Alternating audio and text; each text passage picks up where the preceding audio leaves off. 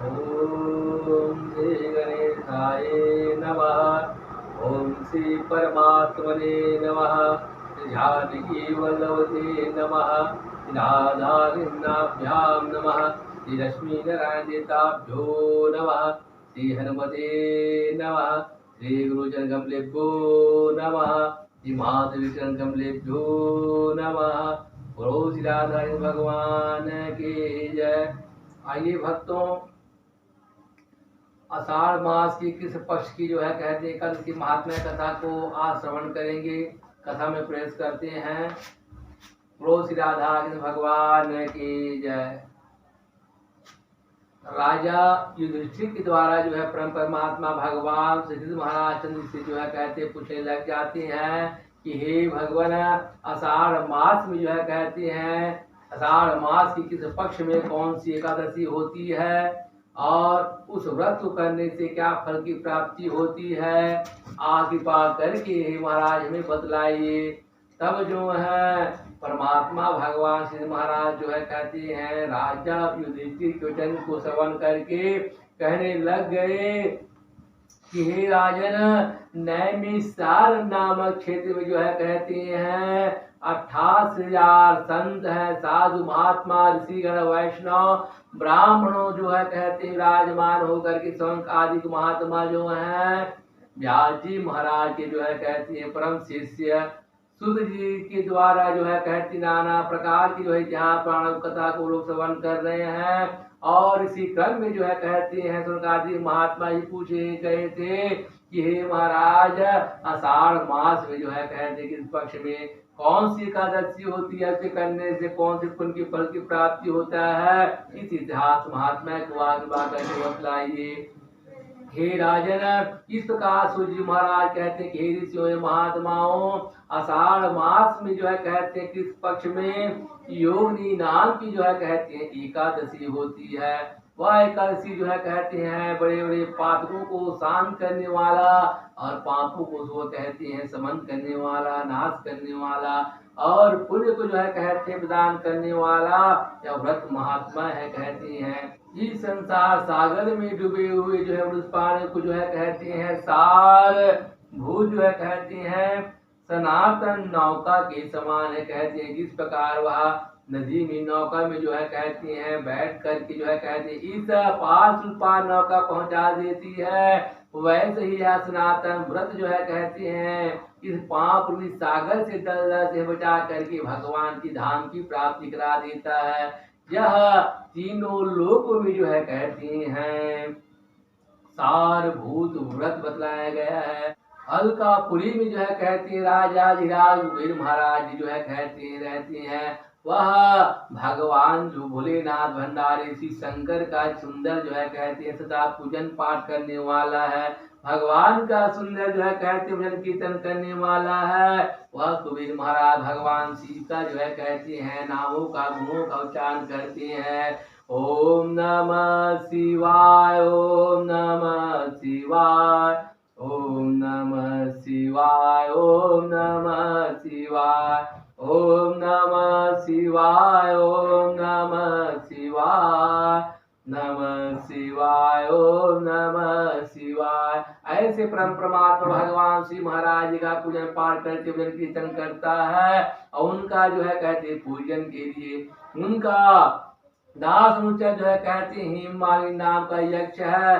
उनकी पत्नी का नाम विशालाक्षी है कहती हैं। वह बहुत ही सुंदर है कहते हैं। इस प्रकार वह जो है कहते हैं प्रतिदिन शिव भगवान के पूजन के लिए फूल लाया करता था। एक समय की बात है कि हेममालिनी जो है कहते मानसरोवर में जाता है और सुंदर पुष्प को जो है कहते तोड़कर ग्रहण करता है और पुष्प को ला करके अपने घर में चला जाता है। उनकी पत्नी जो है कहते सौंदर्य शोभायमान सुशोभित थी। उनकी सौंदर्य को देख करके उनका मन जो है आकर्षित हो गया और अपने पत्नी के जो है कहते प्रेम रसास्वादन में जो है कहते हैं लग जाता है, प्रेम पास से भस गया और समय का उनको जो है कहते हैं जान नहीं रहा।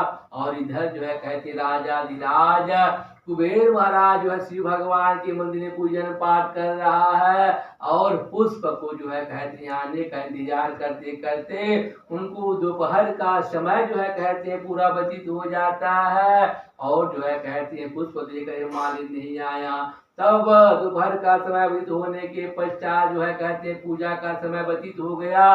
तब वह यक्षों से कहने लगा कि हे यक्षों जा करके देखो कहती हैं वह हे मालिक उसको लेकर क्यों नहीं आ रहा है, कहाँ गया है, क्या कर रहा है।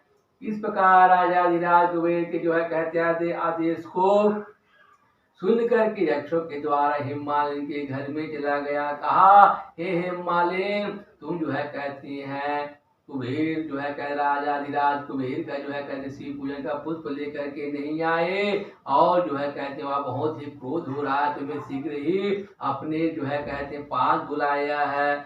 ऐसा राजाधिराज कुबेर का जो है कहती हैं आदेश को सुन करके वह बहुत ही भयभीत हो गया कहती हैं और डरा हुआ। इस प्रकार वह कांपते हुए राजा धीराज के जो है कहते कुबेर के पास में पहुंचा।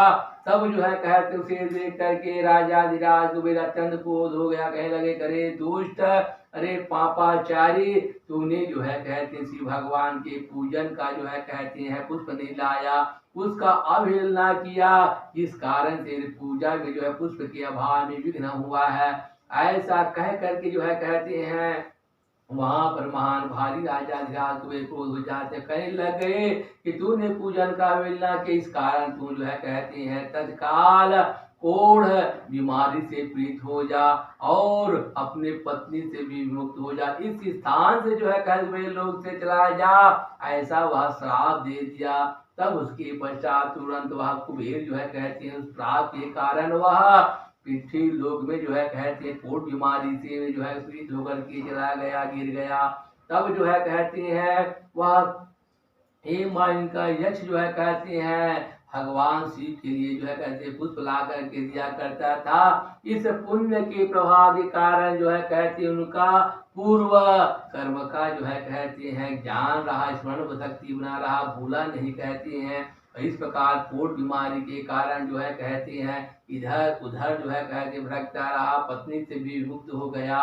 और इस प्रकार किसी पुण्य जन्म कर्म के फल के उदय होने से वह जो है कहते हैं घूमते घूमते घूमते घूमते मेरुगिरी जो है कहते पर्वत पे चला गया और वहां जाया कहते हैं। तब इस प्रकार वहां पर जी महाराज के जो है कहते हैं नजदीक में जाकर के चरणों में प्रणाम कर लिया।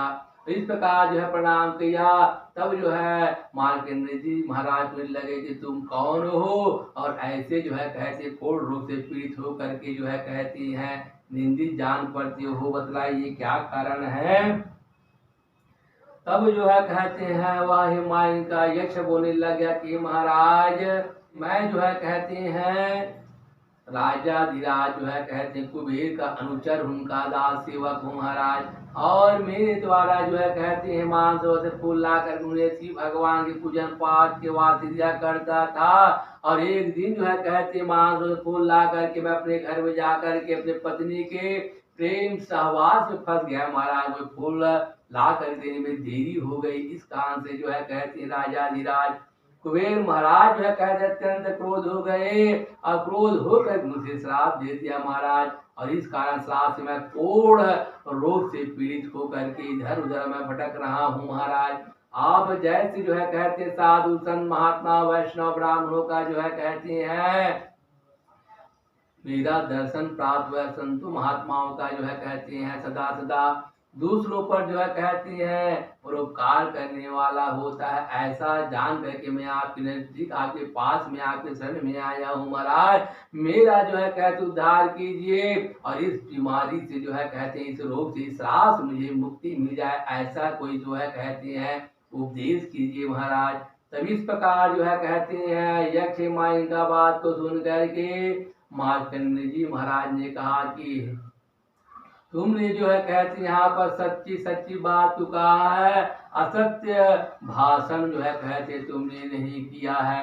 और इस प्रकार जो है कहते हैं आषाढ़ मास की जो है कहते हैं कि पक्ष की योगिनी नाम का जो है कहते हैं तुम व्रत करो।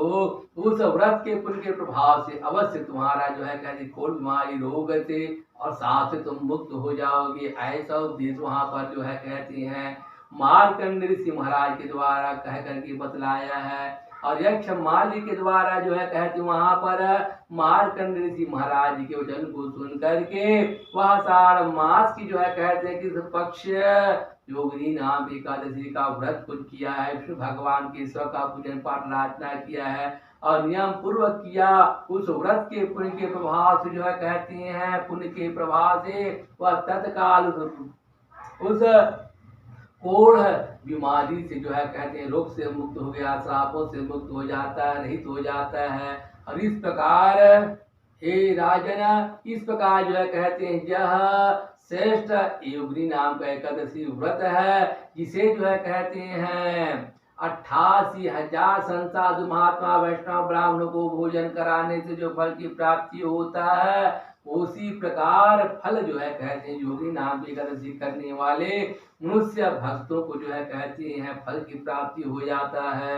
और इस प्रकार जो है कहते हैं योगी नाम के व्रत करने से महान जो है कहते हैं बड़े बड़े पापों का नाश हो जाता है, पुण्य की प्राप्ति मिल जाती है। और जिस भक्तों के द्वारा मनुष्य प्राणों के द्वारा जो है श्रद्धा भक्ति के अनुसार आषाढ़ मास के पक्ष योगी नाम का व्रत की महात्म्य कथा को पढ़ता है, कथा को श्रवण करता है, सुनता है, तो सुनने मास से जो है करके सभी पाप से जो है कहते हैं वह रहित हो जाती हैं, पुण्य की प्राप्ति होता है, अंत में जो है कहते हैं स्वर्ग वैकुंठ धाम की प्राप्ति होता है। इस प्रकार जिस व्यक्ति के द्वारा भक्तों के द्वारा श्रद्धा और भक्ति के अनुसार जो है कहते हैं आषाढ़ मास की जो है कहते हैं योगी नाम की एकादशी का जो है व्रत को पालन करता है, अवश्य परम परमात्मा भगवान विष्णु की महाराज के आशीर्वाद से उनके जो है कहते हैं वह मनोकामना पूर्ण हो जाती है। बोलो एकादशी महात्म्य कथा पुराण की जय, राम जानकी भगवान की जय, राधा कृष्ण भगवान की जय, लक्ष्मी नारायण भगवान की जय, शंकर नाथ पार्वती भगवान की जय, पवन सुत हनुमान की जय, अपने अपने गुरु महाराज की जय, अपने अपने माता पिता की जय। जय जय सीताराम, जय जय सीताराम, जय जय सीताराम। आइए भक्तों, व्रत एकादशी महिमा भजन कीर्तन करते हैं और अपने जीवन को सफल बनाते हैं। बोलो श्री राधा कृष्ण भगवान की जय। मेरे मन मंदिर में तुम्हारे जान, मेरे मन मंदिर में तुम्हारे जान, व्रत एकादशी कर लो, व्रत एकादशी कर लो, हरि राम शिव जान है, व्रत एकादशी कर लो, हरि राम शिव जान है। मेरे मन मंदिर में तुम्हारा ही जान है, मेरे मन मंदिर में तुम्हारा ही जान है।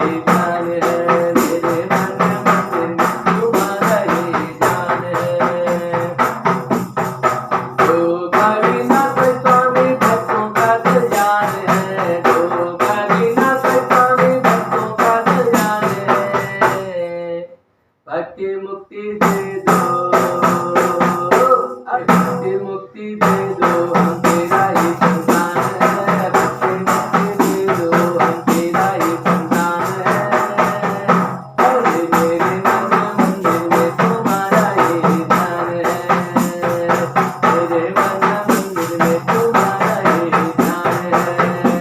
व्रत एकादशी कर लो, अरे व्रत एकादशी कर लो, हरि राम गुणगान है। व्रत एकादशी कर लो, हरि राम गुणगान है। मेरे मन मंदिर में, अरे मेरे मन मंदिर में तुम्हारा ही ध्यान है। मेरे मन मंदिर में तुम्हारा ही ध्यान है। तो प्रसन्न गाजे गावे पुराणों में बखान है। तो प्रसन्न गाजे गावे पुराणों में बखान है। प्रभु दर्शन कर लो, अरे प्रभु दर्शन कर लो, वैसे पुजारी से काम है। प्रभु दर्शन कर लो, पुजारी से काम है। मेरे मन मंदिर में, अरे मेरे मन मंदिर में, मेरे मन मंदिर में तुम्हारा ही ध्यान है। मेरे मन मंदिर में तुम्हारा ही ध्यान है। व्रत एकादशी कर लो, अरे व्रत एकादशी कर लो, हरि राम गुणगान है। व्रत एकादशी कर लो, हरि राम गुणगान है। अरे मेरे मन मंदिर में, मेरे मन मंदिर में तुम्हारा ही ध्यान है। मेरे मन मंदिर में तुम्हारा ही ध्यान है। तू जग पालनहारक राही बर नाम है। तू जग पालनहारक राही बर नाम है। कीर्तन भजन कर लो, अरे कीर्तन भजन कर लो, जीवन में यही काम है। कीर्तन भजन कर लो, जीवन में यही काम है। अरे मेरे मन मंदिर में, अरे मेरे मन मंदिर में तुम्हारा ही ध्यान है। व्रत एकादशी